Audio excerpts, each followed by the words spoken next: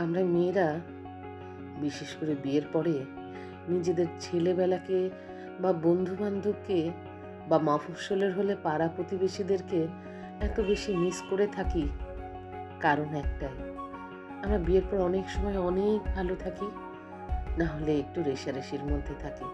তবে আমার ক্ষেত্রে হয়েছে ভিন্ন। আমি বিয়ের আগেও যেমন বন্ধুদের সাথে মিশতে পেরেছি, বিয়ের পরেও। এই ক্ষেত্রে অবশ্যই আমার শ্বশুরবাড়ি এবং আমার যে সাহেব, তার প্রতি আমি বিশেষ কৃতজ্ঞ। আমার অনেক ধরনের বন্ধু আছে। স্কুলের বন্ধু, ইউনিভার্সিটির বন্ধু। আমার ভালো লাগে সবার সাথে মিশতে, কথা বলতে, নিজের কথা শেয়ার করতে। আবার কিছু, কিছু মজার অভিজ্ঞতাও আছে, তিক্ততা আছে। হয়তো এদের মধ্যে অনেকের সাথেই আমি আর নেই। কিছুটা ইগো, কিছুটা তারা রাখতে চায়নি। তেমনই পাড়ার বন্ধুর গল্প বলি আজকে।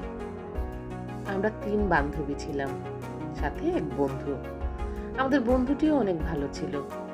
অবশ্য বন্ধুটির সাথে আমার এখনো যোগাযোগ আছে। বান্ধবীগুলোর সাথে তো আছেই, তবে এখানে একটু রং ফিকে হওয়ার গল্প আছে। ছোটবেলায় আমরা যখন পাড়ায় খেলতাম, অনেক ধরনের খেলা খেলতাম। কপাল টিক্কা খেলতাম, এলন্ডি লন্ডন খেলতাম, তারপরে খেলতাম কি যেন আরো, ও হ্যাঁ, তখন আমাদের সময় সিনবাদ হতো। আমরা সিনবাদ খেলতাম, রবিন হুড খেলতাম। আবার কি যে মজার ফকিরও খেলতাম। সাথে খেলতাম ইচিং বিচিং। একবার তো আমার হাতই ভেঙে গেল ইচিং বিচিং খেলে। তবে মজারও ছিল। সেইবার ঈদে আমি অনেকগুলা জামা পেয়েছিলাম। বিভিন্ন ডিজাইনের, যাতে হাত ভাঙা অবস্থায় পরা যায়। ভালোই লাগতো। তো এরকম যে ৩ বান্ধবী ছিলাম আমরা, তার মধ্য থেকে এক বান্ধবী আমাদের কাছ থেকে বিদায় নেয়। এই বিদায় নেওয়াটা ড্রামাটিক মনে হচ্ছে। আসলে আঙ্কেলের ট্রান্সফার হয়ে যায়। হয়ে যাওয়ার পরে আমরা শুনি তারা আমাদের বিভাগের মধ্যেই আছে, কিন্তু অন্য জেলাতে আছে। তার সাথে সেভাবে আর দেখা হয় না। কিন্তু আমরা ভীষণ মিস করতাম। আমরা অপর ২ বান্ধবী খুব চেষ্টা করতাম তার সাথে যোগাযোগ করতে। একটু মনও খারাপ করতাম যে সে কেন আমাদের সাথে যোগাযোগ করে না।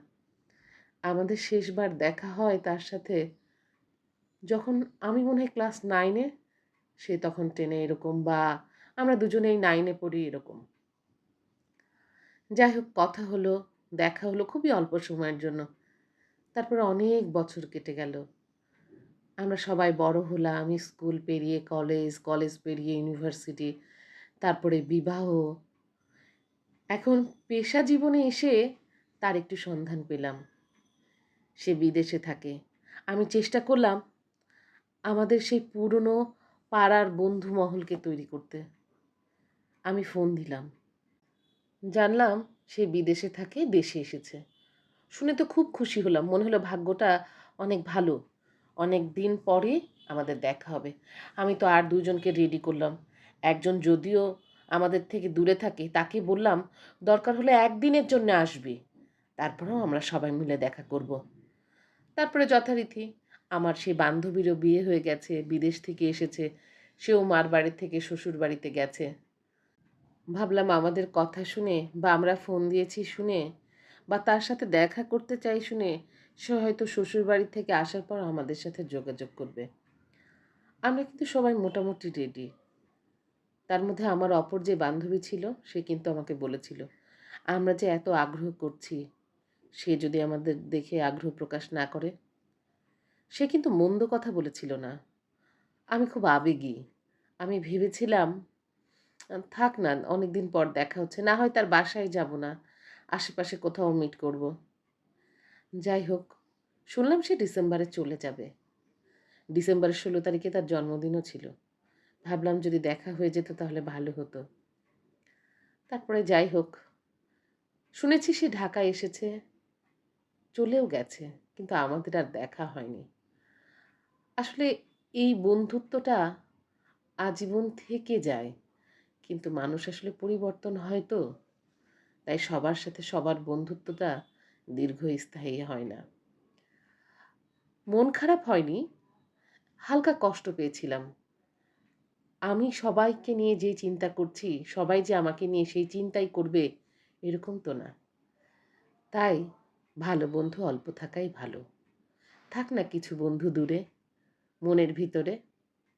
আজকে পাড়ার বন্ধুদের নিয়ে গল্প করলাম। যদিও খুবই অল্প, কোনো ঘটনাই বলিনি। অল্প কিছু সামান্য একটা অংশ বলেছি।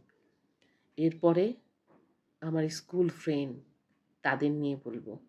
ঠিক আছে?